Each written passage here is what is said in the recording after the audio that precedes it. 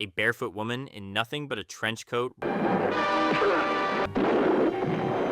running down a dark highway, gasping for breath, credits scrolling backwards, an atomic nightmare waiting in a glowing box. This is Kiss Me Deadly, the 1955 masterpiece that didn't just close the book on classic film noir, it set the whole damn library on fire.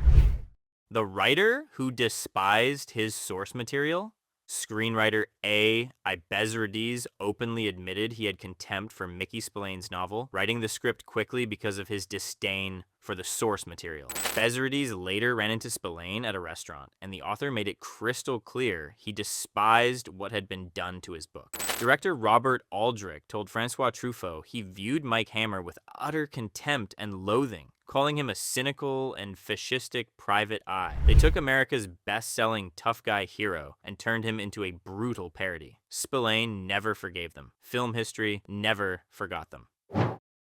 From Mafia to Manhattan Project. In Spillane's original novel, Mike Hammer chased a missing narcotics shipment controlled by the Mafia, but Bezrides replaced it with radioactive material, transforming a pulp detective story into a nuclear apocalypse thriller. This was the early 1950s. Nuclear war dominated people's fears, and Bezrides found that more interesting than Spillane's dope ring. One angry screenwriter with engineer training changed a crime story into Cold War prophecy. Cloris Leachman's pregnant debut, that iconic opening scene. Cloris Leachman was several months pregnant during filming. This was her feature film debut, and she's sprinting down a dark road in nothing but a trench coat while carrying a child. The film marked the motion picture debuts of both Maxine Cooper and Cloris Leachman. Leachman went on to win an Oscar and 8 Emmys. It was the only feature film ever made by Gaby Rodgers, who played the femme fatale. One opening scene, 3 women, 3 completely different Hollywood destinies. Ralph Meeker, the budget anti-hero. Why Ralph Meeker? As Aldrich bluntly stated, he didn't need a real star to get the money. The name Mickey Spillane was enough. Meeker had replaced Marlon Brando in the Broadway version of A Streetcar Named Desire. Get this. When Meeker left Broadway to make this film, he was replaced by Paul Newman. Both Brando and Newman became legends. Meeker got typecast as brutal thugs for the rest of his career, but that snarling, unsympathetic performance, it's perfect. It's also unforgettable. 21 days, $425,000. Robert Aldrich shot Kiss Me Deadly in just 21 days on a budget of $425,000. According to the film's press book, 75% was shot on exterior locations in Los Angeles. No studio backlots, no elaborate sets, just raw LA streets. The film grossed $726,000 in the United States. Not exactly a blockbuster, but influential enough to change cinema forever. The screams that came from King Kong. When Hammer crushes the coroner's fingers in a desk drawer,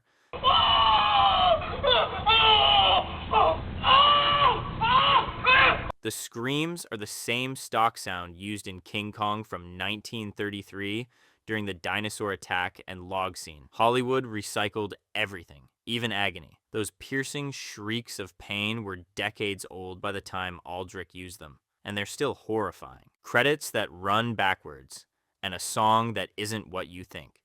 The opening credits scroll backwards from top to bottom, a fundamentally unsettling touch that was incredibly startling in 1955. Beginning films with a cold open was incredibly rare before the 1960s when TV serials standardized it. Here's a trick. A radio DJ announces that Nat King Cole will sing "Rather Have the Blues," but the actual voice you hear? That's Kitty White. Audiences walked into theaters expecting the usual format and got slapped with disorientation from frame 1. Everything screams, "You're not in Kansas anymore." Before we go deeper into this atomic nightmare, hit that subscribe button if you're loving this deep dive into noir's darkest corners.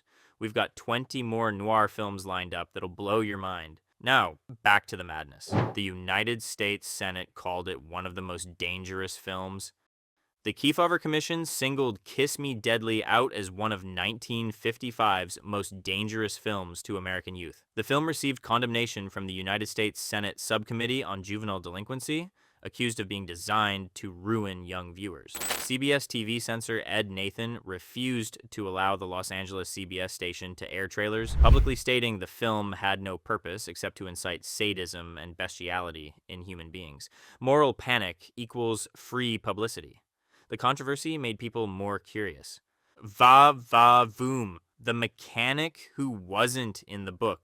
Nick, the mechanic, played by Nick Dennis, wasn't in Spillane's novel at all.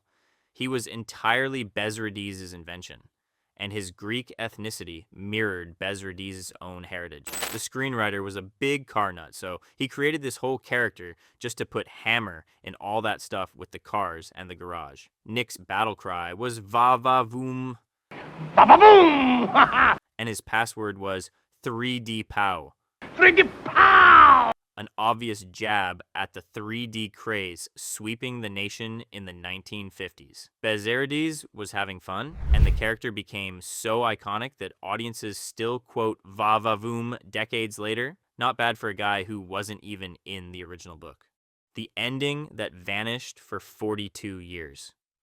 For decades, Kiss Me Deadly ended abruptly, with flames and the end slapped over a burning house, suggesting Mike and Velda died in nuclear apocalypse. Sometime after its first release, the ending was altered on the film's negative, removing 82 seconds, showing the escape. In 1997, the original ending was restored after missing footage was discovered in Directors Guild vaults by Glenn Erickson. The complete footage was recovered from Robert Aldrich's own personal print donated to the Directors Guild after his death. For 4 decades, critics analyzed the wrong ending. Oops. The White Corvette everyone thinks is black. Mike Hammer drives 3 cars, a 1951 Jaguar XK 120 Roadster, a 1950 MG TD, and a 1954 Chevrolet Corvette C1. Here's the kicker. Everyone swears the Corvette is black, but it's actually polo white. The night lighting makes it look dark. This was the Corvette's first ever movie appearance. The car arrives as a gift from mob boss Carl Avello with 2 bombs planted inside. Perfect symbols for a detective barreling toward nuclear destruction. One of Hollywood's earliest answering machines. Bezradiz, being an engineer, gave the detective one of Hollywood's earliest phone answering machines in that picture. It's a massive reel-to-reel contraption mounted on Hammer's apartment wall, looking like something from a science fiction film. This was long before smartphones, when an answering machine was the size of a sewing machine and weighed more than a toddler. Aldrich and Bezradiz were showing audiences the future, one gadget at a time. Mike Hammer briefly handles guns, but never fires one. Deadly departs from other Mike Hammer films in that Hammer never carries a gun, explained when Lieutenant Murphy tells Hammer his PI license and gun permit have been revoked. Although he briefly gets hold of guns, he's held at gunpoint, pistol whipped, and even shot. He never fires them, relying only on his fists to hammer people into submission or worse. He slams desk drawers on fingers, breaks irreplaceable opera records, slaps everyone in sight. This Mike Hammer doesn't need bullets. The French New Wave's American obsession. Francois Truffaut and Jean-Luc Godard touted Kiss Me Deadly as the single American film most responsible for the French New Wave. Critics at Cahiers du Cinéma hailed the film in their Christmas issue of 1955. Claude Chabrol thought it was the thriller of the future. Francois Truffaut gave Aldrich a lengthy interview lavishing praise, and Jacques Rivette saw in it a new realism. American critics dismissed it. The French made it sacred. Some masterpieces need an ocean between them and their birthplace. The glowing box that launched 1,000 imitators. The glowing suitcase MacGuffin was paid homage in Alex Cox's Repo Man, Quentin Tarantino's Pulp Fiction, and John Frankenheimer's Ronin. The shiny blue suitcase is even mentioned with other famous MacGuffins in Guardians of the Galaxy. Raiders of the Lost Ark's Ark of the Covenant, Kiss Me Deadly's DNA, Pulp Fiction's briefcase, direct homage. The great What's It turns out to be a mysterious valise, hot to the touch because of dangerous glowing substance, a metaphor for the atomic bomb. One film, endless copycats. Gaby Rodgers, from femme fatale to rock and roll royalty.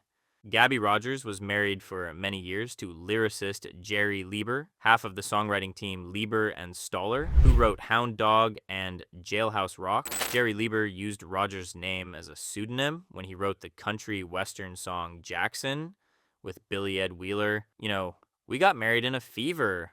Hotter than a pepper sprout. Johnny Cash recorded it. So the only woman to literally burst into flames on screen in Kiss Me Deadly became the namesake of a Johnny Cash classic. Rodgers played marbles with Anne Frank in Amsterdam, as her family knew the Franks before fleeing Nazi Germany. That's a life. Aldrich had almost every actor dubbed in post-production.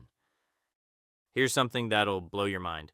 Robert Aldrich was reportedly so unhappy with the original vocal takes that he had almost every single actor in the film dubbed in post-production. The voices you hear? Last night, right after you left. Many of them aren't the original performances. The gates of hell. This level of re-recording was incredibly unusual for 1955, but Aldrich was obsessed with getting the tone exactly right. Sadism as architecture, he called it. Bunker Hill, the Los Angeles that's gone forever. Kiss Me Deadly is a time capsule of Los Angeles, much filmed in downtown Bunker Hill. Many locations disappeared in the urban development of the late 1960s. The Donegan Castle at 325 South Bunker Hill Avenue, where Leachman's character lived, was used for interior and exterior shots.